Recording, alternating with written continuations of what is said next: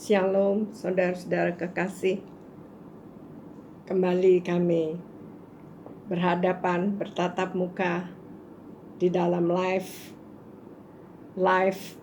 khotbah live ini ya, saudara-saudara kekasih. Memang benar-benar tahun 2020 kita masuk di dalam satu arena yang baru, in a new dimension ya saudara, new normal, di mana manusia tahu-tahu harus berubah semuanya ya saudara, dari cara kerja, dari cara sekolah, kuliah, dari kita keluar ya saudara.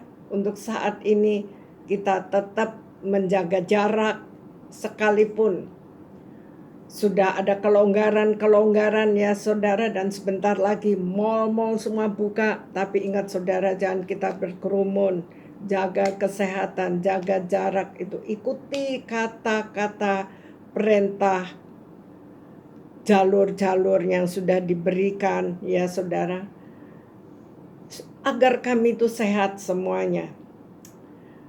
Dan terutama saya hanya berpikir pandemi ini benar-benar luar biasanya mengubahkan kehidupan manusia.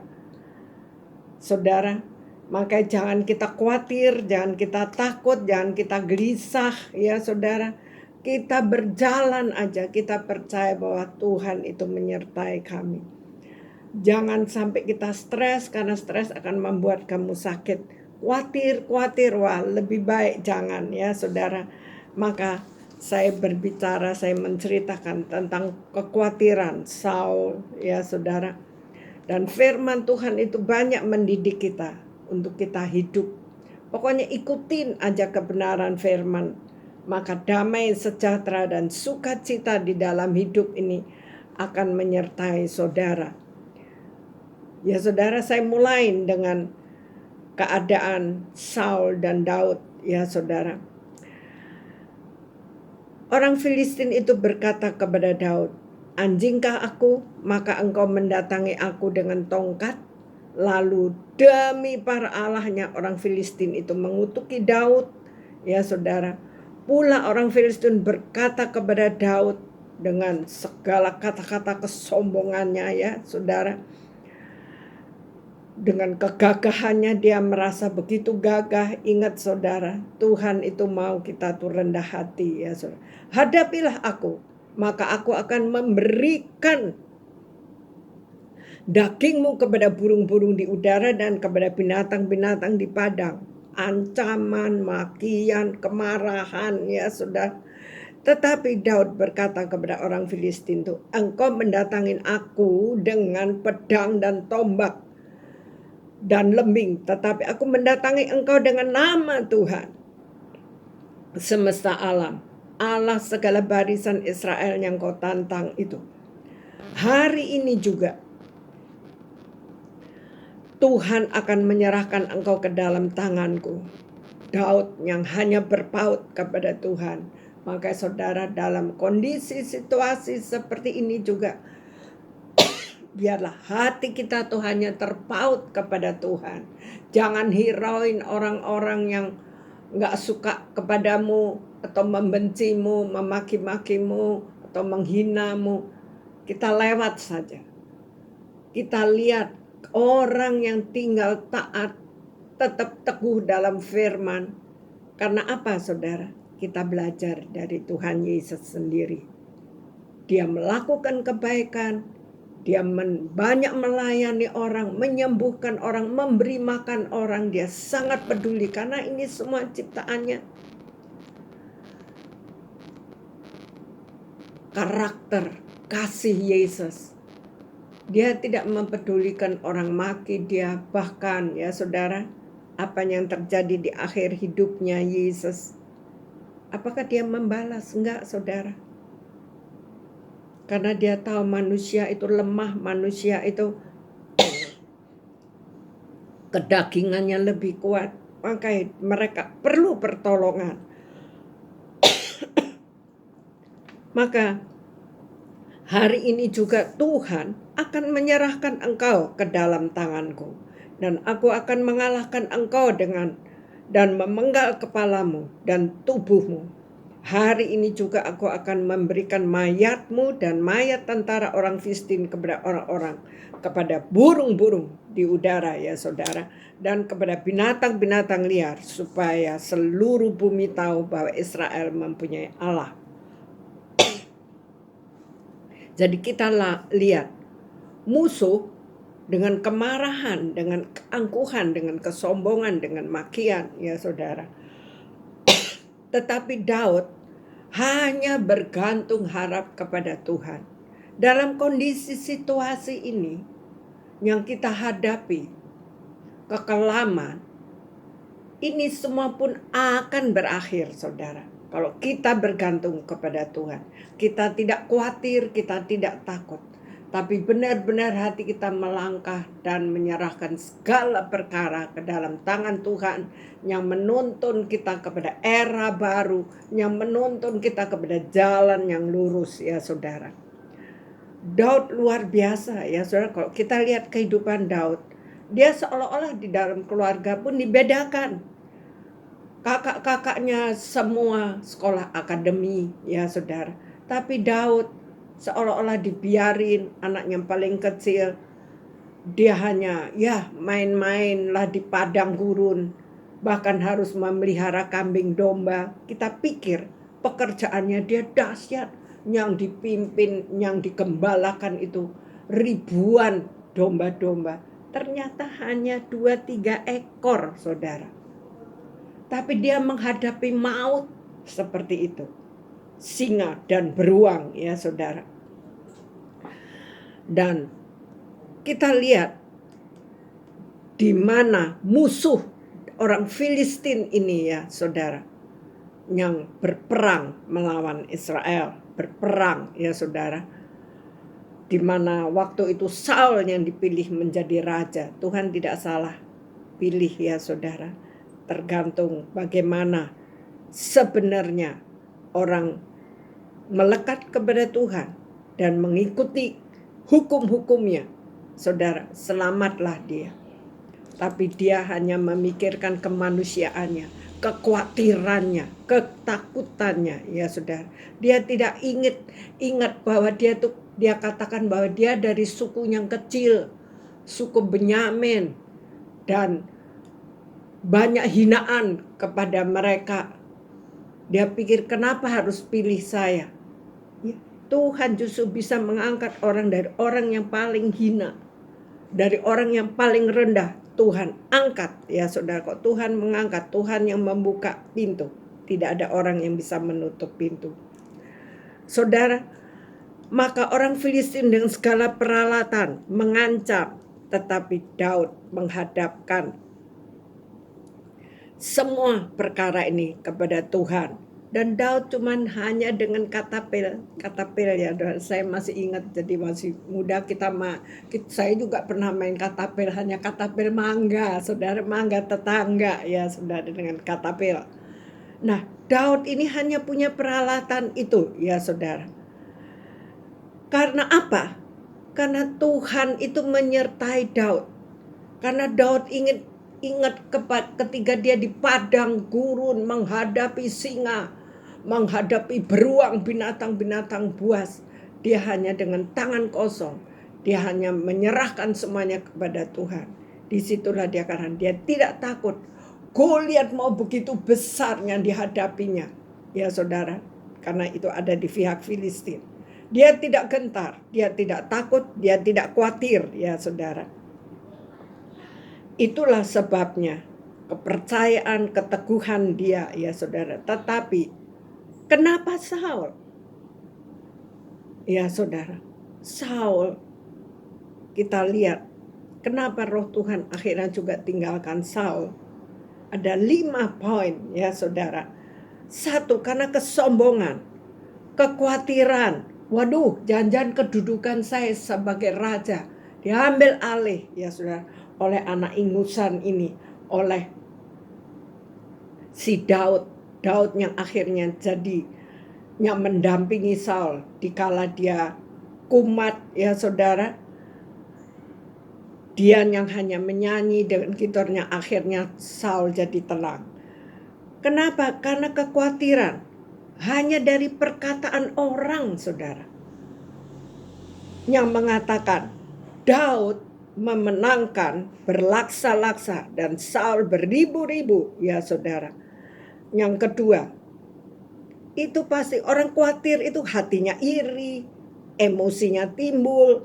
Nah, itulah yang menghancurkan kehidupan ini, ya saudara. Di Galatia 5 ayat 19 sampai 20 itu bisa dibaca di rumah, ya saudara. Yang ketiga, dia suka marah, kemarahan karena dia iri hati, ya. Timbul kemarahan.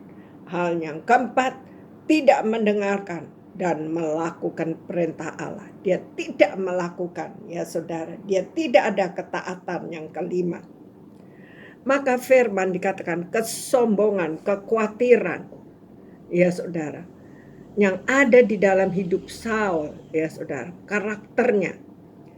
Di dalam 1 Samuel 2, ya saudara, di sini dikatakan, janganlah kamu berkata sombong, janganlah caci maki keluar dari mulutmu, karena Tuhan itu Allah Maha Tahu. Dan oleh perbuatan itu diuji. Yang kedua, iri hati itu menghancurkan kehidupan. Wah, gerbongnya banyak, saudara. Itu saudara bisa itu satu roh yang masuk di dalam kehidupan orang. Maka roh-roh yang lain itu akan masuk, ya saudara. Akan mencengkram di dalam kehidupanmu. Iri hati itu akan menghancurkan kehidupanmu. Maka Amsal 14 ayat 30 pun, hati yang tenang itu menyegarkan tubuh, tapi iri hati membusukkan tulang, ya saudara. Tulang-tulang jadi busuk, tubuh jadi sakit, ya saudara. Begitu pula dengan yang dikatakan kemarahan, tidak mendengarkan dan melakukan perintah Allah, ya saudara. Apakah kita hanya menjadi pendengar tapi tidak melakukan? Jadilah kita pendengar dan melakukan firman Allah, saudara. Maka saudara akan merasakan betapa hidupmu tenang, hidupmu damai. Suka-sukamu Tuhan. Terserah kita kepada Tuhan. Yang kelima, ketidaktaatan. Ya saudara, Roma 1 ayat 30. Mereka adalah siapa itu orang-orang? Ia adalah pengumpat, pemfitnah, pembenci Allah, kurang ajar, congkak, sombong, pandai dalam kejahatan, tidak taat kepada orang tua, ya saudara. Itu di Roma 1 ayat 30. Dan dikatakan di dalam 31, tidak berakal, tidak setia, tidak penyayang, tidak mengenal belas kasihan, tidak memiliki belas kasihan, ya saudara. Maka dikatakan di 32b Roma 1, orang yang melakukan hal demikian itu patut dihukum mati, karena hidupnya selalu khawatir, ya saudara. Maka Matius 6 ayat 25, karena itu aku berkata padamu, janganlah khawatir akan hidupmu, akan apa yang hendak kamu makan atau minum, ya saudara. Itu di Matius 6, saudara bisa baca ayat 31, 34, ya saudara, sampai ayat yang ke-19.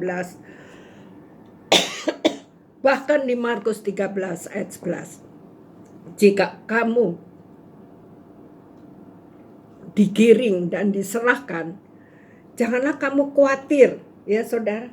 Ketika terjadi sesuatu, jangan kamu khawatir akan bagaimana dan akan apa yang harus kamu katakan. Karena roh itu akan menuntun dan memimpin saudara untuk berkata-kata. Ya saudara, itulah Daud menjadi bawahan, tapi dia selalu disertai Tuhan karena dia takut akan Tuhan. Daud maju berperang di 1 Samuel 18 ayat 5, ya saudara, dan selalu berhasil kemana juga Saul menyuruhnya, sehingga Saul mengangkat dia menjadi kepala prajurit, ya saudara, menjadi panglima lah. Hal ini dipandang baik oleh seluruh rakyat dan juga oleh seluruh pegawai-pegawai Saul. Nah, kenapa Saul jadi benci tadi udah dikatakan di ayat 6. Tetapi pada waktu mereka pulang, ketika Daud kembali sesudah mengalahkan orang Filistin, ya saudara, keluarlah orang-orang perempuan dari segala kota Israel menyongsong, menyambut, ya saudara, Daud dan Saul. Maka keluarlah itu perempuan-perempuan sambil menyanyi dan menari-nari dengan mulut terbana, dengan bersukacita dan dengan membunyikan gerincing, ya saudara. Dan perempuan yang menari-nari itu bernyanyi-nyanyi berbalas-balasan. Saul mengalahkan beribu-ribu, tetapi Daud mengalahkan berlaksa-laksa. Hanya perkataan ini aja, berlaksa-laksa sama beribu-ribu, itu Saul udah tidak tenang, Saul udah khawatir, Saul udah marah, emosi, ya saudara. Lalu bangkitlah amarah Saul dengan sangat dari perkataan itu, menyebalkan hatinya, sebab pikirannya itu kepada Daud, ya saudara. Lah, anak buah jadi pinter, udah dipilih jadi kepala, kok malah diiriin, ya saudara. Itu orang iri hati, orang khawatir, sehingga kedagingan, emosi, kesombongannya timbul, ketakutan timbul, takut digantikan, ya saudara. Kalau seorang pemimpin melihat anak buah bisa melebihin dia, hebat dong, Anda seorang pemimpin yang berhasil.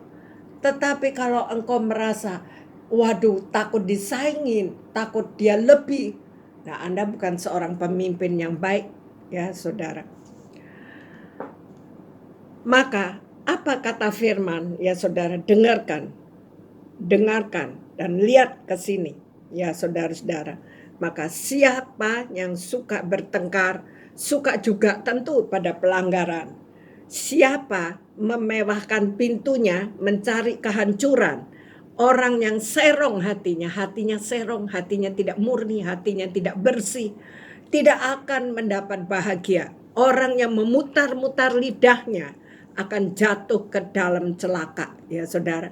Siapa mendapat anak yang bebal, mendapat duka, dan ayah orang bodoh, tidak akan bersuka cita. Bagaimana mau bersuka cita?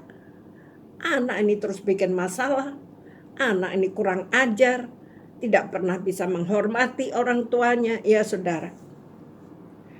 Maka Matius 5 ayat 11 mengatakan, berbahagialah kamu jika, ingat saudara-saudaraku, ingat para pemirsa, ya saudara, berbahagialah kamu jika karena aku kamu dicela dan dianiaya dan kepadamu difitnahkan segala yang jahat. Bersukacita dan bergembiralah karena upahmu besar di sorga. Wow, sebab demikian juga telah dianiaya nabi-nabi yang sebelum kamu.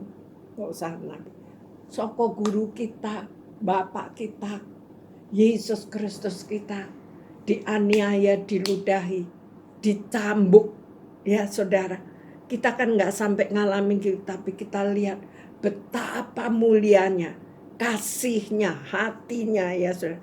Disitulah kita, kalau kita menghadap, pandang kepada Yesus, saudara, kekuatan baru akan timbul di hidupmu, ya saudara. Penyerahan secara total kepada dia, letakkan semua pembalasan di tangannya. Lebih tenang kan kita, ngapain kita ikut sibuk, ya saudara.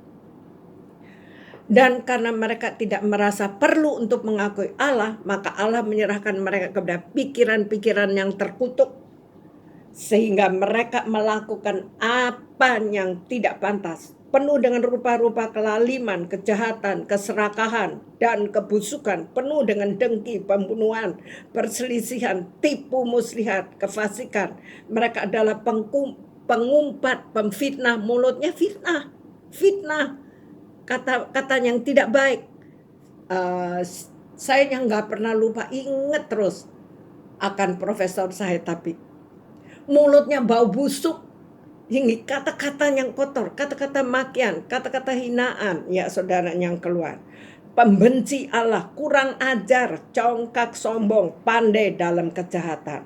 Ya saudara, tidak taat kepada orang tua, tidak berakal, tidak setia, tidak penyayang, tidak mengenal belas kasihan. Sebab walaupun mereka mengetahui tuntutan-tuntutan hukum Allah, yaitu bahwa setiap orang yang melakukan demikian patut dihukum mati. Mereka bukan saja melakukannya sendiri, tetapi mereka juga setuju dengan mereka yang melakukannya.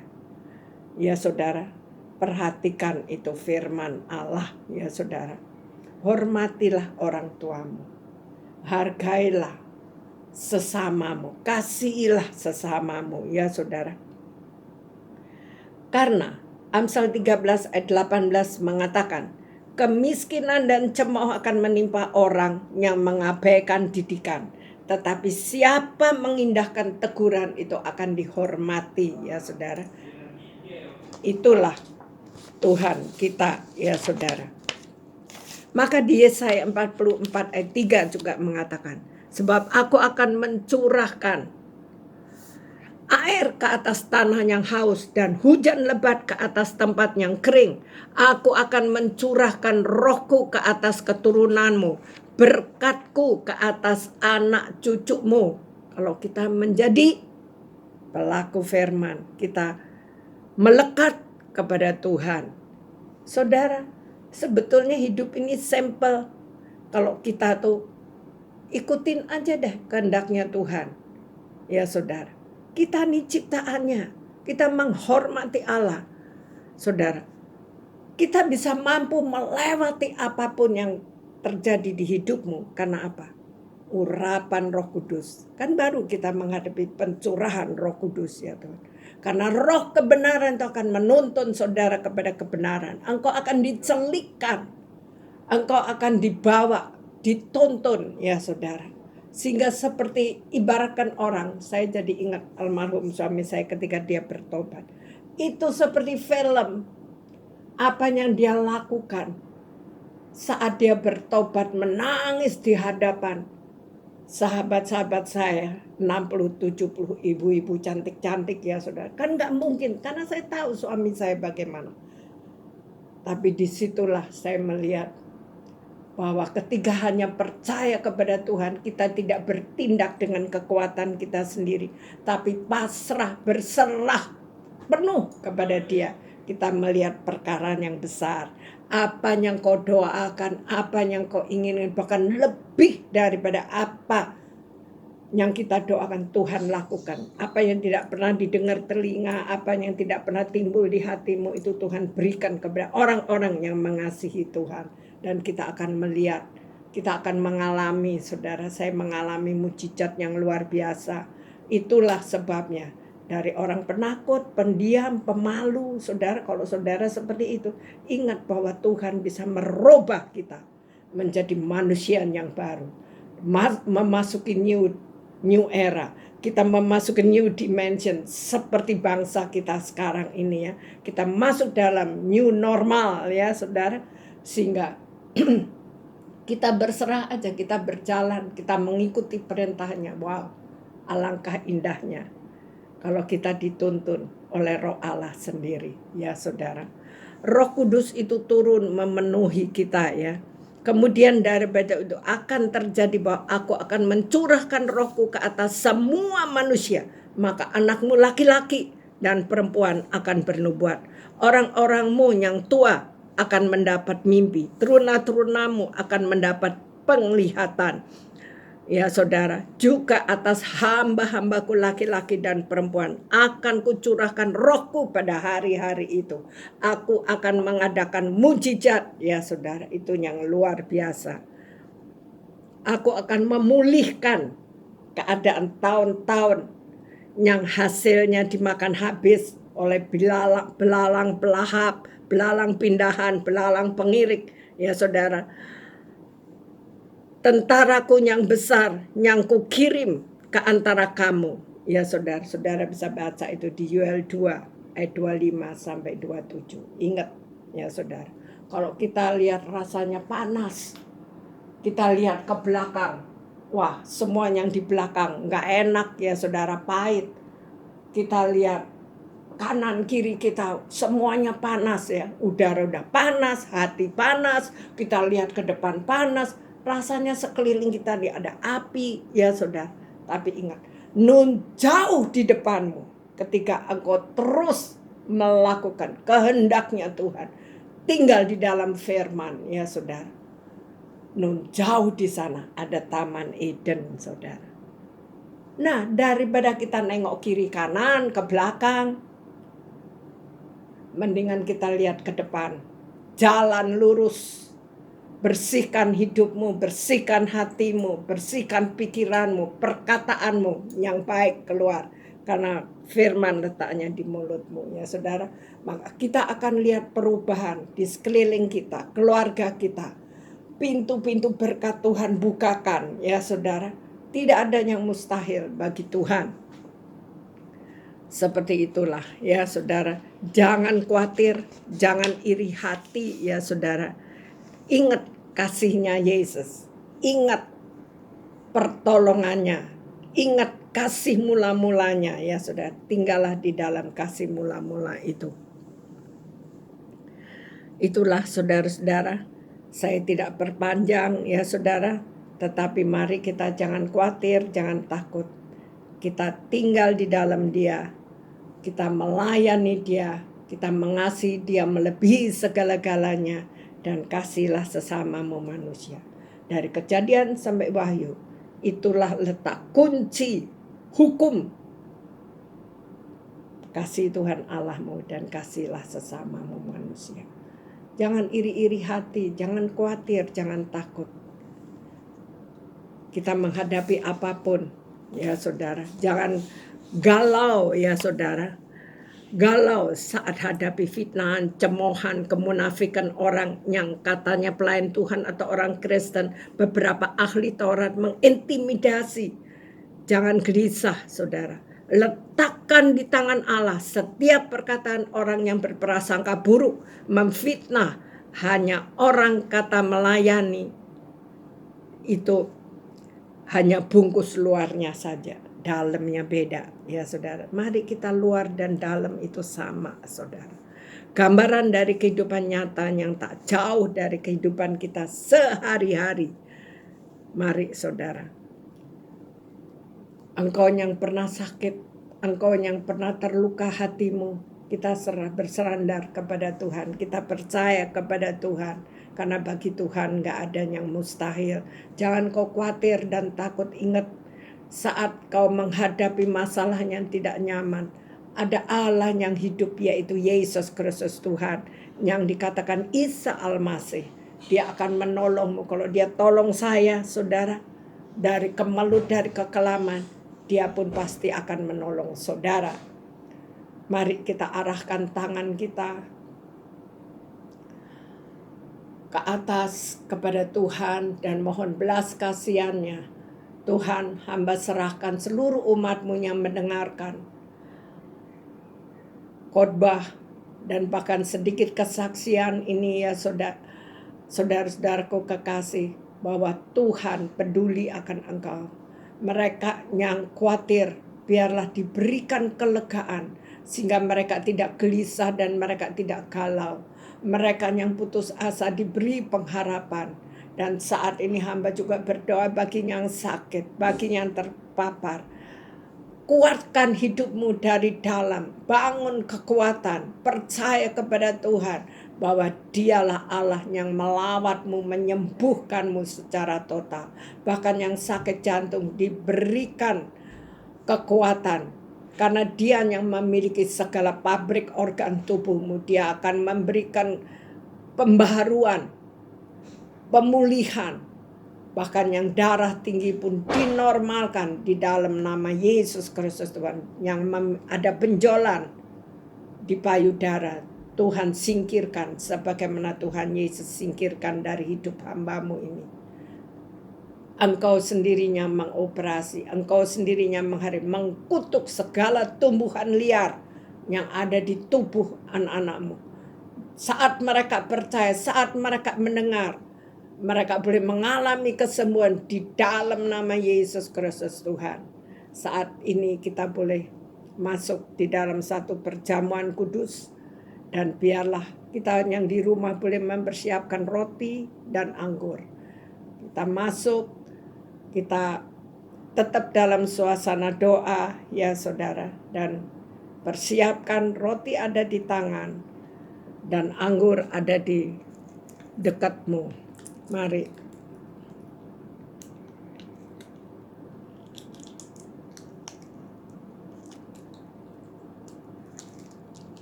Karena apa yang kita lakukan semua ini dari kebenaran firman Allah ya saudara-saudara kekasih. Firman dari Dia, karena firman itu adalah Allah sendiri ya saudara.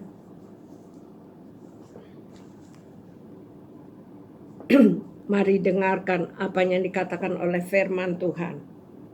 Sebab apa yang telah kuteruskan kepadamu telah aku terima dari Tuhan, yaitu bahwa Tuhan Yesus pada malam waktu ia diserahkan mengambil roti dan sesudah itu ia mengucap syukur atasnya. Ia memecah-mecahkannya dan berkata, inilah tubuhku yang diserahkan bagi kamu, perbuatlah ini menjadi peringatan akan aku. Mari, bukankah roti yang ada di tangan saudara dan saya ini adalah persekutuan kita dengan tubuh Yesus Kristus Tuhan.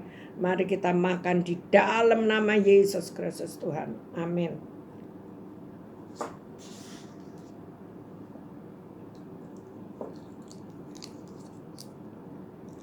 Demikian juga ia mengambil cawan sesudah makan lalu berkata, cawan ini adalah perjanjian baru yang dimeteraikan oleh darahku. Perbuatlah ini setiap kali kamu meminumnya menjadi peringatan akan aku.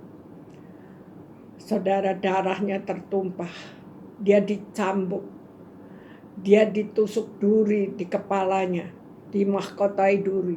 Kakinya dipaku, tangan kanan, kiri kanannya dipaku. Ya saudara, darah mengalir. Cambukan itu bilur-bilurnya, darahnya ini menyembuhkanmu ya saudara. Darah yang tercurah ini menguduskan kehidupanmu yang tidak layak di hadapan Dia. Mari kita angkat cawan ini. Bukankah cawan yang ada di tangan saudara dan saya ini adalah darah Yesus Kristus Tuhan?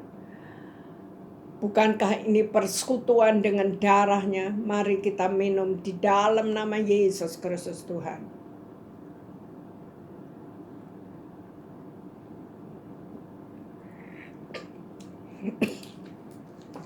Mari kita mengucap syukur Tuhan. Kepada Tuhan, betapa besar pengorbanannya hanya untuk umatnya. Agar kita mengerti